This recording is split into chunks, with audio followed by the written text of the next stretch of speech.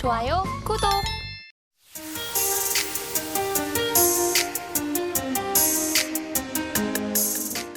선행 패턴을 사용하는 전략은 크게 세 가지가 있어요. 크게 세 가지. 뭐냐면 첫 번째는 가장 대표적인 전략이에요. 그러니까 이게 세 가지를 혼합해서 사용하셔야 되는 게 맞다라고 보시면 되세요. 이 세 가지 방법인데 세 가지를 다 혼합해서 이 세 가지를 다 충족할 경우에 사용하는 게 좋다라는 말씀을 일단 드리고 싶습니다. 자, 뱀 현상을 이용한 전략. 자, 뱀 현상 뭔지 다들 기억나시나요? 하모닉 패턴은 X, A, B, C, D로 이루어져 있잖아요. 그렇죠? 이렇게 5점이 나왔을 때 이 B점을 뚫는 현상, B점을 뚫으면서 지지 또는 저항의 매물대를 강력하게 뚫어주는 현상, 그것을 뱀 현상이라고 한다라고 제가 말씀드렸어요. 그래서 그렇게 됐을 때에 이 뱀 현상을 이용한 전략으로 한번 생각해 볼 수 있다. 그래서 B점이 넘어가기 전에 아니면 들어가서 조금 지켜보다가 B점의 저항을 맞는 것 같다. 이 부분 같은 경우에서 B점에서 여기서 추세선에서 저항을 맞는 것 같다. 그러면 아, 얘는 못 넘겠구나 생각하는 거고 B를 뚫어주는 전략이 보일 때 이럴 때 뭔가 기회를 포착할 수 있다라는 거죠. 보통 이렇게 뚫을 것 같다 하면서 여기 이 매물대 여기서 사면은 대표적으로 망하는 케이스예요. 대표적으로 망하는 케이스고 얘가 여기 약간 뚫고 다시 내려와서 얘가 지지하는 모습을 보인다. 이런 게 좋은 자리인 거예요. 절대로 이번에 내가 뚫을 것 같아. 힘이 붙는다 할 때 여기 창단에서 사시면 사자마자 떨어지는 마법 경험하실 수 있어요. 절대로 그렇게 사용하시면 안 돼요. 그 두 번째 이제 들어가 보겠습니다. 두 번째는 보조 지표의 시그널을 이용한 전략. 우리 각종 보조 지표들 많이 공부하실 거예요. 하모닉 이론에서는 대표적으로 사용하는 게 이제 RSI라고 볼 수가 있죠. 그래서 그 RSI를 이용해서 저는 오늘 어떻게 시그널을 이용할 것인가에 대해서 여러분들께 보여드리고 함께 생각해 볼 예정입니다. 그 세 번째는 이 큰 추세를 고려하여 사용하는 전략이에요.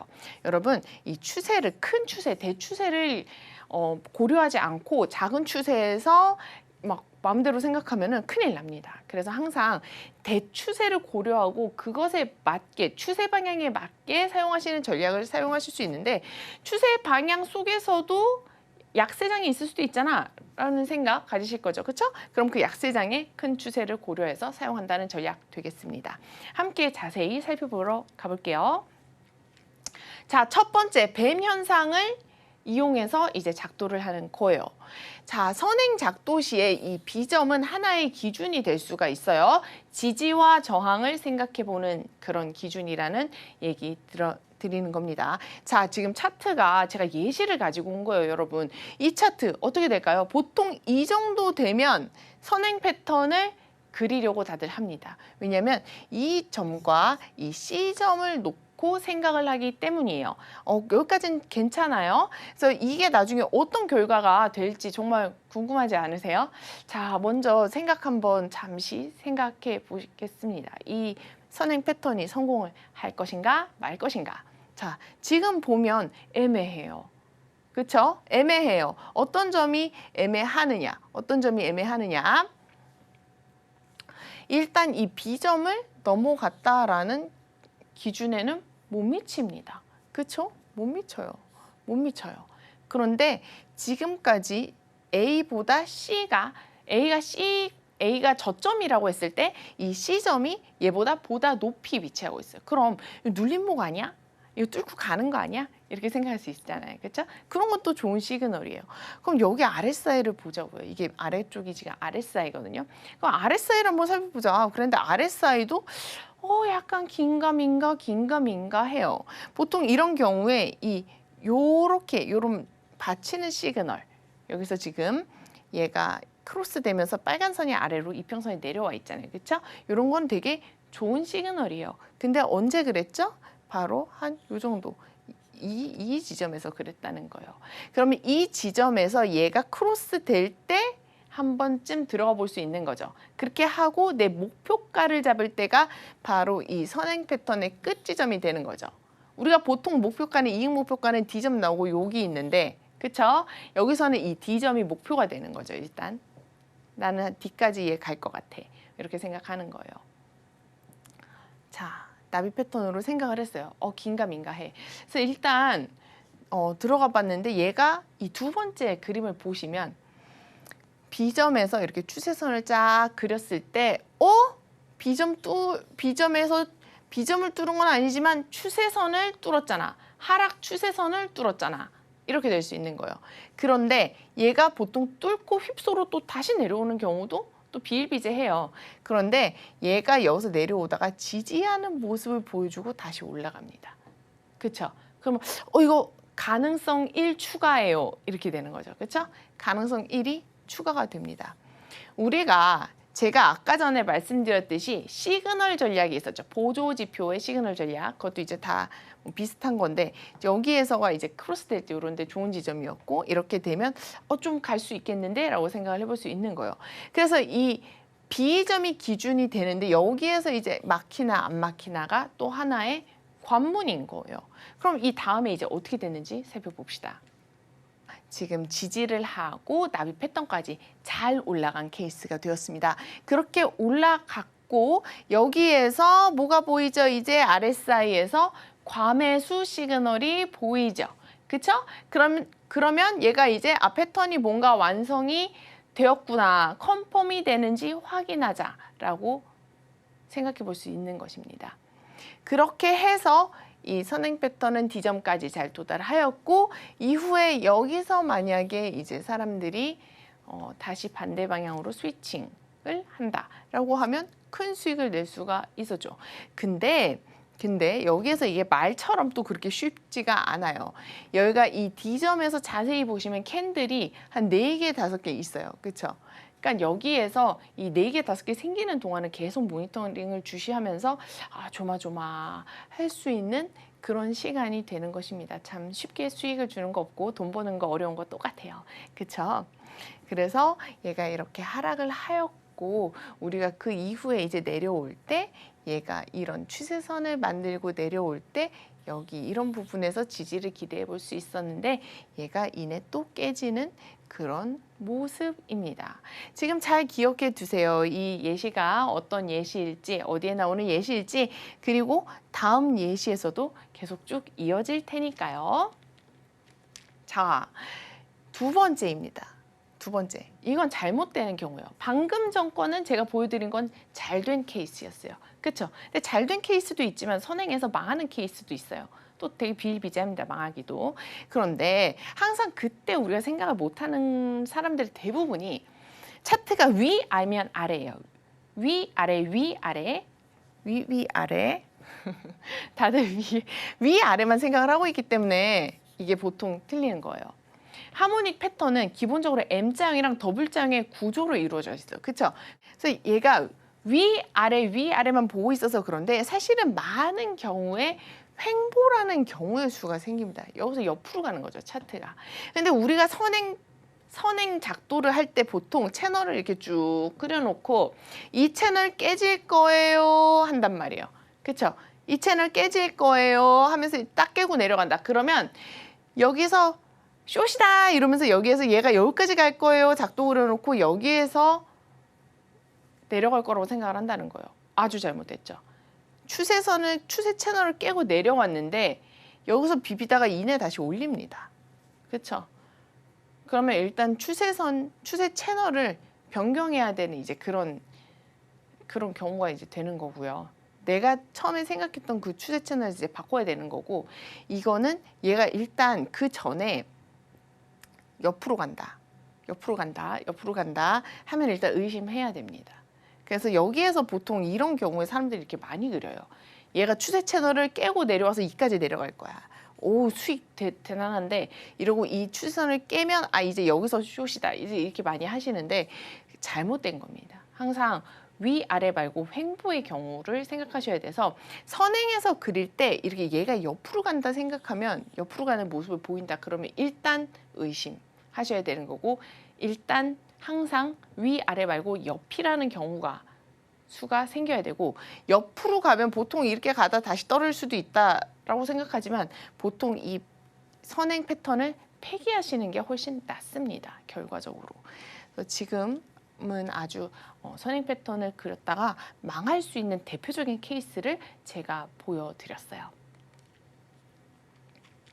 자, 두 번째입니다. 두 번째, 보조 지표를 근거로 지속적인 모니터링을 해야 된다라고 말씀드렸어요. 제가 예전에도 여러 번 설명드렸어요. 이 RSI가 상대 강도 지수이기 때문에 하모닉 패턴이 가지고 있는 어떤 상대성과 잘 맞는다라는 얘기를 했습니다. 그래서 이 RSI를 살펴볼 때 이 하모닉 패턴과 비슷하게 얘가 이렇게 차트적으로 얘도 같이 W자를 그리는 경우가 굉장히 많아요. 그러니까 내가 만약에 선행 패턴으로 그렸다. 그럼 한 요 정도에 그렸다. 그러면 RSI도 비슷하게 이런 모습을 그릴 거야 라는 생각을 가지셔야 돼요. 그러고 얘가 이 비슷한 모양으로 잘 흘러가는지를 살펴보셔야 된다는 겁니다. 그래서 여길 보시면 얘가 이렇게 비슷하게 W자형으로 형성이 되고 있고 얘가 추세선을 뚫을 때 그럴 때 얘도 수직으로 상승하면서 RSI에서 의미 있는 구간인 50선을 빵 뚫어주고 상승 추세인 요 구간으로 들어간다는 거예요. 그렇죠? 이 구간에서 머물게 됩니다. 그리고 여기에서는 이제 여기에서 이렇게 다이버전스 생기면서 이제 하락하게 되는 거죠. 자, 다음 예시 살펴볼게요. 큰 추세를 고려한 전략. 어떤 건지 도대체 뭘 설명하려는 걸까 궁금하실 텐데 큰 추세 방향, 무조건 큰 추세와 같은 방향으로만 하셔야 돼요 라는 얘기가 아니라 큰 추세를 보고 내가 어떤 시나리오를 짜보고 거기에 맞게 사용하자라는 얘기입니다. 우리가 좀 전에 살펴봤던 그 예시예요. 여기가 지금 크게 하락하고 있는 상태입니다. 지금 보신 차트는 이더리움 차트예요. 이더리움 차트고 이게 크게 하락하고 있는 그런 상태인데 크게 하락하는 사이에서도 약세 랠리가 있을 수 있잖아요. 보통 약세 랠리라고 하는데 배어장 랠리, 약세 랠리. 그럴 때 요까지 상승하는 수가 생긴다는 거예요. 요까지 상승하는 수가. 그렇죠? 그때 이런 의미 있는 자리를 하모닉 이론을 통해 생각해 볼 수 있다. 좋은 자리를 잡을 수 있다라는 예시를 가지고 왔어요. 이더리움 차트 자세히 한번 살펴보면서 말씀드릴게요.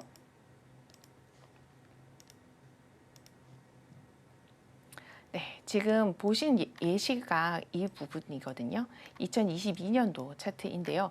이때 이더리움이 굉장히 큰 폭으로 하락하였습니다. 이때 하락을 하고 있을 때 한 요까지 하락했을 때 우리는 생각해 볼 수가 있어요. 얘가 지금 뭔가 하락 채널이 형성이 되었구나. 그렇죠? 하락 추세가 시작되었구나. 지금 이 채널은 여기에 맞게 대추세를 그린 거고 이 차트가 선행을 해서 내가 만약에 그리겠다. 그러면 추세선이 하락 추세선이 이런 식으로 그어지게 되겠죠. 그렇죠? 그어지게 되면서 이 하락 추세선을 뚫고 얘가 상승을 하게 되죠. 그럼 여러분 어떻게 생각하셔야 되냐면 일단 얘가 뭔지 모르지만 반등장이 올 수 있겠구나. 왜냐하면 오랜 하락 추세선을 뚫었으니까요. 그렇죠? 그럴 때 얘가 아직 하락 추세가 끝나지 않았을 수도 있다라고 생각이 들 수가 있어요. 그렇죠? 그럴 때 이제 하모닉 이론이 굉장히 잘 맞는다고 볼 수가 있고 요런 경우 때문에 아마도 하모닉이 횡보장에서 좋다라는 그런 얘기가 나오는 것 같아요. 요 가운데 부분 보이시죠, 여러분? 요 가운데 부분을 보시면 지금 약세장 중에 이제 살짝 올라가는 그런 구간이에요. 기본적으로 ABCD 패턴을 사용해서 여기가 0.786만큼 되돌렸어요. 그러면 여기를 통해서 일단 요까지 나왔을 때 한 ABCD로 이렇게 상승할 수 있겠구나를 첫 번째 시나리오로 세워볼 수가 있고요. 그 ABCD, 큰 ABCD 안에서도 나비 패턴이 나올 수 있는 거죠. 그래서 보통 이렇게 되면 이 당시에 평행 채널을 그려볼 수가 있게 되는 거죠. 이 채널을. 그러면 우리가 기존의 ABCD 패턴을 어떻게 사용하는지 추세 채널 안에서 ABCD를 어떻게 사용하는지 기억나시죠? 가텔리 책에서 알려줬었죠. 그쵸? 일단 D점이 되면 판다. 왜냐하면 이 안에 내려오다가 다시 반등할 수 있는데 다시 반등할 수 있으면 그때 보고 사면 되고 떨어질 가능성도 있으니까 일단 팔자. 라고 우리가 옛날에 제가 처음에 ABCD 패턴 공부할 때 여러분들께 설명해 드렸어요.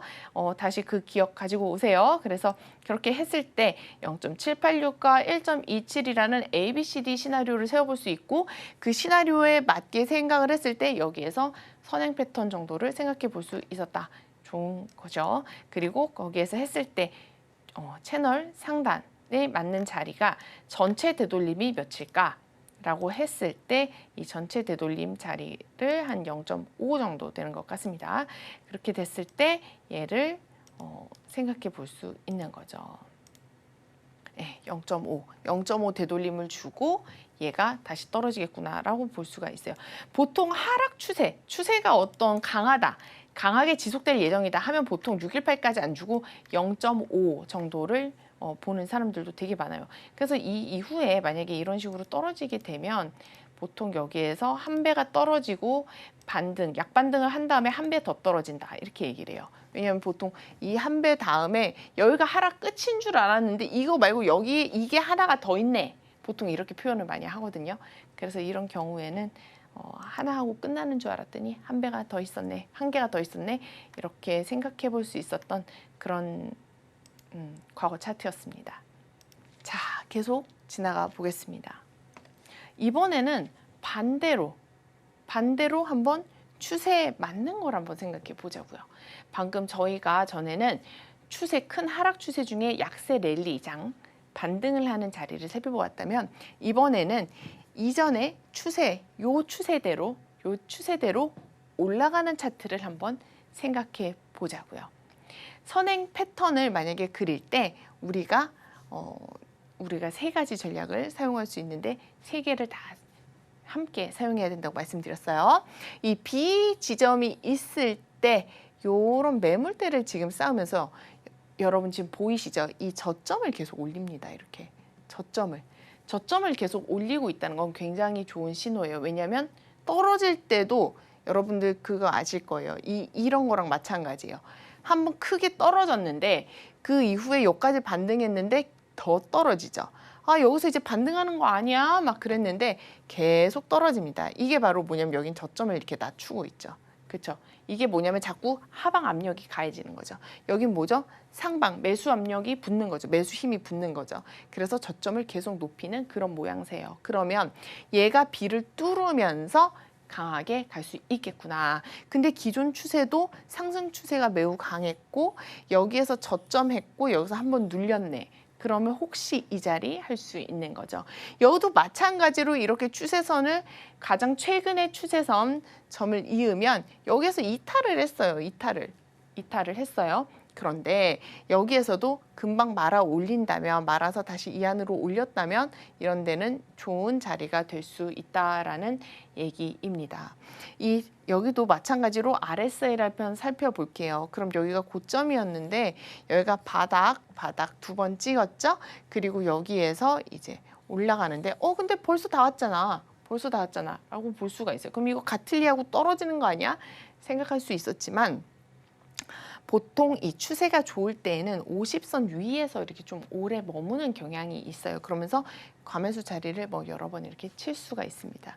근데 물론 여기는 이런 자리들이 있으면서 좀 다시 한번 크게 하락했다 올라갔는데 이게 체인링크 차트예요. 체인링크 차트이기 때문에 얘네들은 시총이 굉장히 적은 주식이라고 할 수가 있습니다. 차트를 함께 살펴볼게요. 지금 제가 예시로 설명해 드린 이 부분이에요. 이 부분. 그래서 체인링크 같은 이런 알트코인들은 시총이 매우 적기 때문에 등락폭이 워낙에 큽니다. 크고 10% 정도의 하락은 아무것도 아닌 그런 변동성을 가지고 있어요. 올라갈 때도 시원하지만 내려올 때도 시원합니다. 그리고 이제 뭐 비트코인이 조금 왔다 갔다 하면은 알트코인은 크게 왔다 갔다 할 수 있기 때문에 이런 경우에는 트레이딩을 굉장히 하기 어려웠던 차트를 보기 어려웠던 패턴의 완성을 가능해 보기 어려웠던 자리라고 할 수 있지만 어쨌든 기존 추세를 굉장히 이어가면서 여기에서 이 크랩 패턴이 잘 나왔던 경우라고 볼 수가 있을 것 같네요. 자, 선행 패턴은 제가 계속 예시로 보여드렸듯이 얘가 잘 될 수도 있지만 안 될 수도 있어요. 그리고 우리가 보통 위아래면 아래라고 생각하지만 그냥 옆으로 쭉 가는 경우의 수도 분명 생깁니다.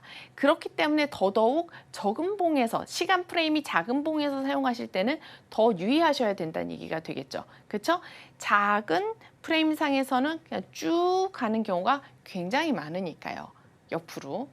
그래서 가장 중요한 거는 저는 이것 같아요. 흑백 논리의 사고에서 벗어나자. 이 흑백 논리라고 하는 것은 위 아니면 아래라고 하는 바로 그 사고방식을 얘기하는 거예요. 경우의 수가 항상 많습니다. 그리고 제가 또 다른 예시를 한번 설명해 드리면 가끔 그런 분들 계세요. 예를 들면 이런 거죠. 여기가 0.5예요. 제가 지난번에 말씀 한번 드렸는데 0.5면 0.886 우리는 입력이 돼 있단 말이에요. 배 패턴은 이렇게 떨어져라고 입력이 되어 있는데 만약에 0.886에서 안 멈춰. 그럼 우리 어떻게 생각하죠? 아, 그럼 크랙까지 1.618 가나 봐. 이렇게 생각하죠. 그러면 안 된다는 거예요. 이게 물론 패턴일 수도 있지만 패턴이 그냥 아닐 수도 있는 거예요. 그렇죠? 예를 들면 뭐 이런 거죠. 여기가 0.786을 주고 886짜리에서 멈추는 경우. 우리가 0.786을 줬어. 그럼 우린 나비 패턴 습득이 되어 있잖아요. 그럼 얘는 1.27까지 떨어질 거야 했는데 결국에는 786 찍고 0.886 찍고 올라가는 거죠. 그렇죠? 그리고 패턴 아니잖아. 패턴 아니에요. 패턴 아니고 그냥 얘는 1에서 바닥을 한 번 테스트하고 두 번 테스트하고 그냥 올라가는 그런 경우도 되게 많습니다. 따라서 얘가 무조건 패턴 안에 비점이야, 여기가 비점이야라고 생각하는 것. 그래서 여기가 물론 무조건 비점이고 그다음 하모닉 패턴이 완성될 거야 라고 하는 786이면 1.27이야. 뭐 요런 사고방식 그걸 피하셔야 되고 그리고 두 번째는 패턴이 나왔으면 886이 아니면 1.618이야. 이런 식으로 약간 갇혀있는 사고를 하는 것이 항상 위험해요. 옆으로 갈 수도 있고 그리고 패턴이 아닐 수도 있다를 항상 염두에 두셔야 됩니다. 좋아요, 구독!